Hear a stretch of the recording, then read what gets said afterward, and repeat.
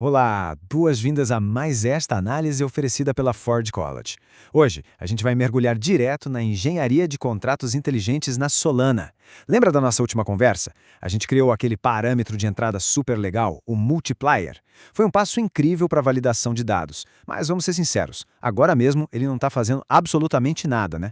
Então, o nosso grande objetivo de hoje é pegar esse novo ajuste, essa nova engrenagem que a gente desenhou e conectar direto no motor do programa.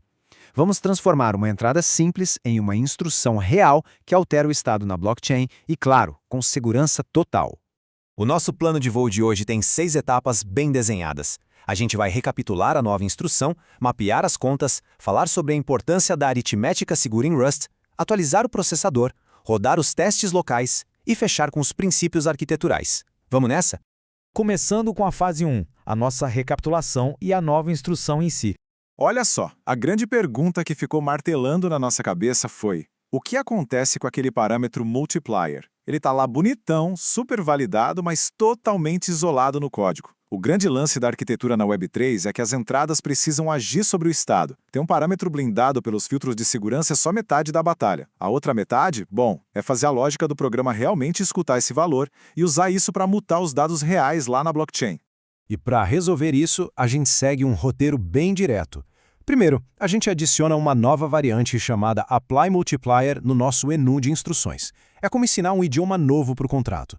Segundo, a gente implementa a lógica da mutação, ou seja, a matemática da coisa. E o terceiro passo, que é literalmente o coração de tudo, é atualizar o processador. Ele precisa saber exatamente para onde mandar essa instrução quando ela bater na porta. É um processo super sistemático. Isso nos leva direto para a fase 2, que é desenhar o nosso mapa de contas. Dá uma olhada nessa lista de materiais. Primeiro, a gente precisa da conta de estado, o Program State. Ela tem que ser gravável, porque é lá que vive o número que a gente quer multiplicar.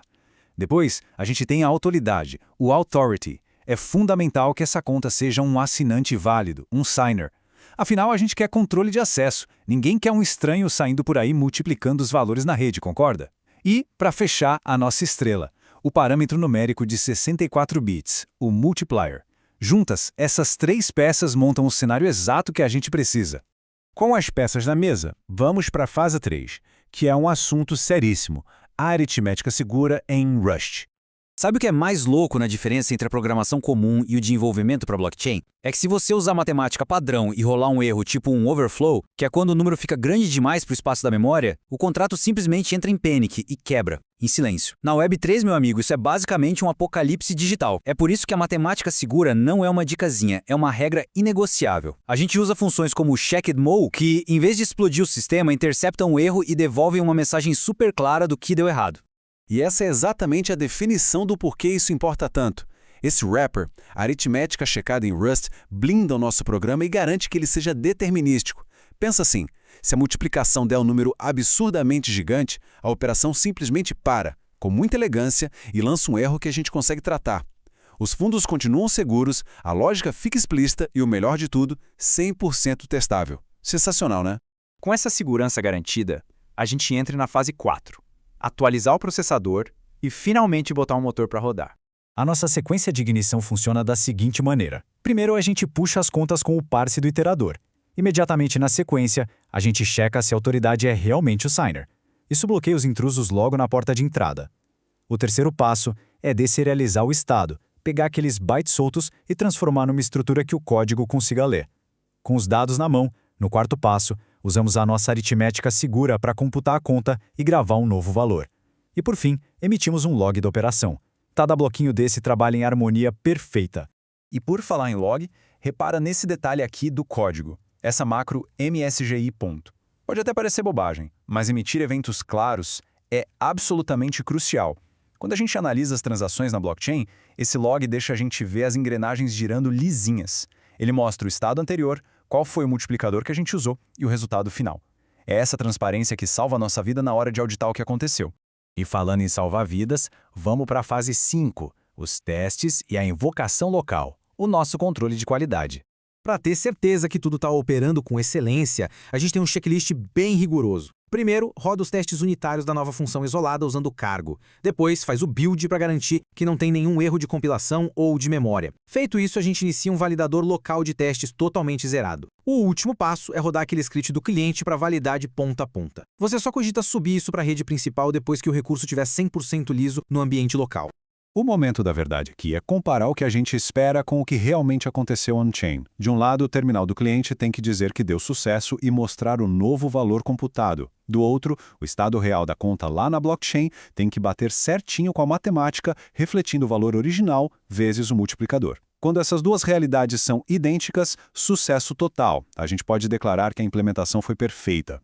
Para amarrar todo esse conhecimento, chegamos na fase 6, nossos princípios de arquitetura e os próximos passos. Sabe qual é a verdadeira regra de ouro cravada na pedra da engenharia de software inteligente? É essa aqui: separar responsabilidades e priorizar o determinismo. Extrair os dados das entradas, fazer multiplicações puras e gravar o estado final da conta são ações completamente diferentes. Quando a gente mantém isso separadinho, em funções bem definidas, o código permanece limpo, fácil de auditar e super tranquilo de testar. E isso nos leva para um conceito inestimável: a estabilidade do contrato. A gente não pode sair quebrando as coisas. Ao adicionar uma instrução nova ou um campo novo, a arquitetura tem que ser pensada para que os clientes antigos continuem rodando perfeitamente.